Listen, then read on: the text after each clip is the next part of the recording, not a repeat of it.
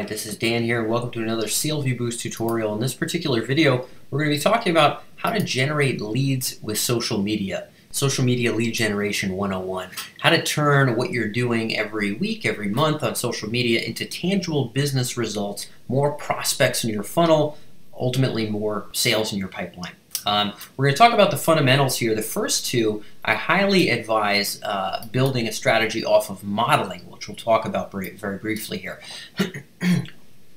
First and foremost, how do you determine yourself a regimen for posting? This is to say, how many times per day will you post on these various channels? Depends on what channel you're on. If you're leveraging Twitter as opposed to Facebook, and I very much recommend businesses starting off really not focused on more than 2 at a time, ideally ones that can complement each other, maybe YouTube and Facebook, for example, because you can use the video content to promote on Facebook. Determine a regimen for this posting. So for videos, normally once a week is about as sort of low as you can go while still keeping it a professional regimen. On Facebook, however, depending on the industry or niche, you might find businesses that post 3 or 4 times a day, businesses that post 12 times a day, businesses that post twice a day. Oftentimes, this can be gleaned by who the most successful folks are in this particular niche or domain. It's not always the thing to do, it's not always the thing to stick with, but if you find the folks who are making the most money, who are the largest, most successful businesses in your particular industry, niche, or domain, and you ask yourself, how often are those folks posting?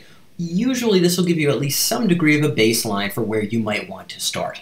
It's possible that they're doing things entirely wrong, but again, if these are the most successful companies in your niche or space, it's likely they're doing maybe something right in terms of generating the revenue they're generating, supporting the employees they're supporting, and providing the services that they are. So this can often be modeled. Both of these first two can be modeled.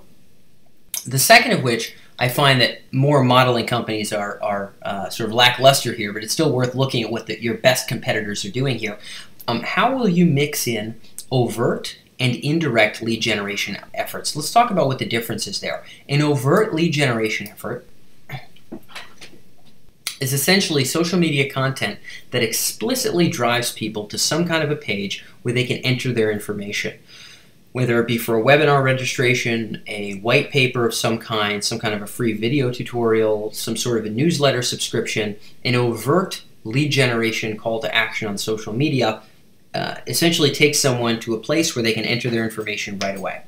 An indirect lead generation effort is one that takes people maybe to a blog of some kind, some sort of an article or video content, where on that same page, right-hand side, under the video, above the video, whatever the case may be, on the side of the article, the bottom of the article, is some sort of a banner or some sort of an opt-in opportunity within the content. So indirect lead generation efforts really take people to valuable content where there's additional calls to action on the page. They might not be overt, they might not be pushy, but if people are interested in the content once they get there, they do have the opportunity to go ahead and subscribe. And so this is one way that you can go about doing that. Indirect lead generation efforts. So what will be your balance between overtly asking people to opt in and indirectly taking people to your site and then maybe asking them to opt in once they're there?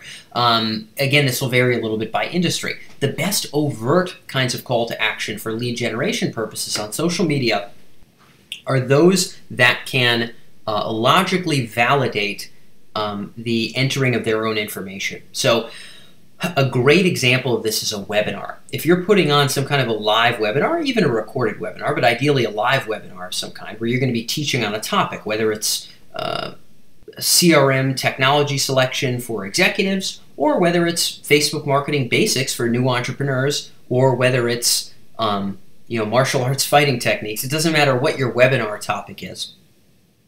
If you have an actual webinar going on, people of course do actually need to subscribe in order to be notified of the right time, in order to be given the link to actually see the event. So a webinar justifies itself because it's not a simple sort of opt-in wall to keep people from getting from valuable content. It's validated by the fact that people must be notified of their particular link and must be notified at the time of the event. So anything with online or offline, obviously online being easier, events tends to validate and justify the social media call to action. Too much overt call to action on social media, such as subscribe here, enter your email for this video series. People tend to resent that on social media when it's done overtly too much, because people on social media are looking to snack on content quickly. And if you're putting an opt-in wall in front of them in a way that feels like sales or feels like marketing, then they'll often resent that, because they don't, for the most part, they don't go on social media to have that kind of experience. They go on social media to sort of dabble and snack on the kinds of content that interest them. So be careful about doing too much on the overt side. But you'll have to get a sense for yourself, how much overt call to action are you going to do and how much indirect call to action are you going to do. It's very likely most of your calls to action are going to be indirect. You'll be sending people to your articles, sending people to your videos, and somewhere on that same page you'll have opportunities for them to opt in, but it won't be overt from social media. Normally indirect is more common on social media. A lot of people get this wrong and they feel the bite back on it. The additional factor that must be considered here, otherwise you'll inevitably get sick and tired of social media altogether, is how are we going to feed the social engine? If you're posting every day or every week in a certain significant regimen, and you're posting blog content in the right way and opt-in content in the right way, and your social media following is never growing, it's only going to be more and more frustrating for you moving forward, because you're not going to see that return on your investment. So the question is, how are you going to be feeding your social engine? You could do this with paid advertising. That's one opportunity.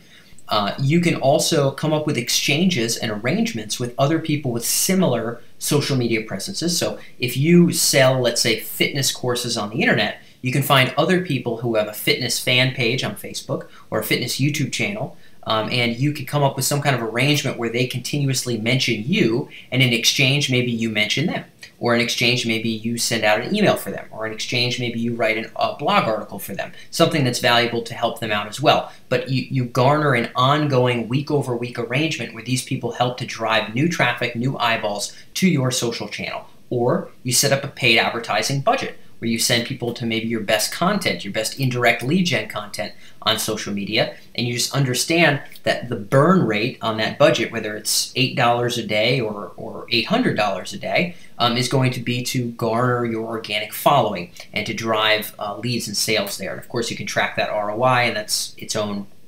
educational call for sure. It's its own art form, really. But paid advertising is another method to consistently grow your social engine.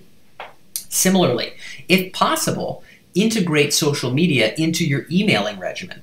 We have something called Social Sunday in one of my current e-commerce businesses, where we send our email subscribers to our YouTube channel, to our Facebook page, to our blog sites every Sunday.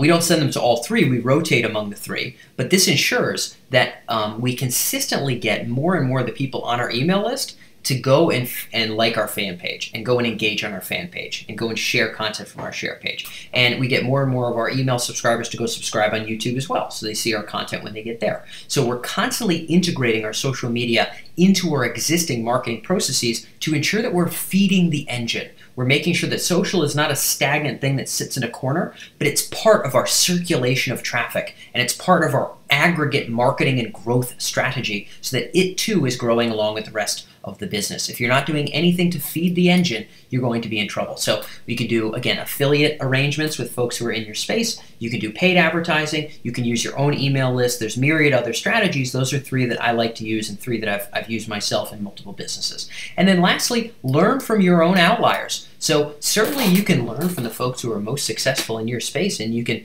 take some of their strategies around their regimen and the way that they go about lead generation on social media, and you can learn a bit from them, learn from the folks who are highly successful in your niche or domain.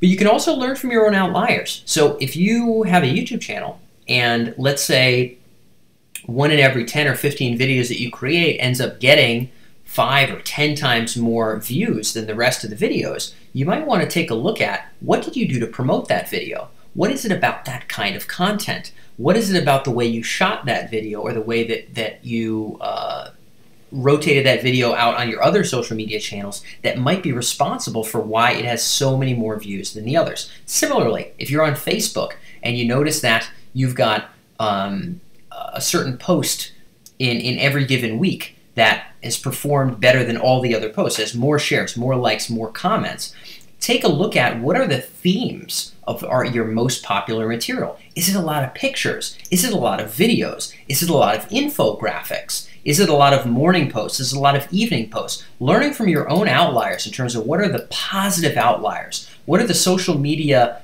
posts or social media pieces of content that you put out there that perform 2, 3, 4 times better than average, and then aim to find a theme among those positive outliers and determine how you can integrate that into your regimen. Maybe you should be doing more morning posts. Maybe you should be doing more videos about a certain topic. Maybe you should be sharing more of your videos on a certain other social media channel that tends to really do well with sharing it. Whatever the case may be, tuning into your own outliers on a regular basis can help you to consistently garner more and more engagement, because you're finding out what works in the real world in addition to beginning with modeling. So feeding the engine is really about how do we bring people into your social media channels. Determining your regimen for posting is sort of what you do while they're here. Learning from your outliers is also diving in even deeper and determining what you're doing very well here. And then your overt and indirect lead generation efforts are what comes out the other side. How many leads are you generating? How much traffic are you garnering to your original website, etc. If you don't have these fundamentals dialed in, it's going to be very, very hard to garner a consistent return on investment from social media. But if you have at least these basics, you have all the fundamentals to be able to not only get started and keep up a good momentum, but to be able to learn from your success and grow faster and faster as you dial things in more and more. So hopefully this video is useful for everybody. Lead generation and email marketing, as well as marketing automation, of course, is very much what we do here. And if you're interested in that particular topic, maybe you're starting an online business or you're running a business that involves digital marketing and marketing automation, be sure to subscribe to our YouTube channel here, as this is one of very many videos around social lead generation that we'll be creating over the coming 3 months. We look forward to having you with us for more videos, and obviously feel free to drop a comment if you have any questions or any ideas about how you might apply this to your business. I look forward to catching you on the next CLV Boost tutorial.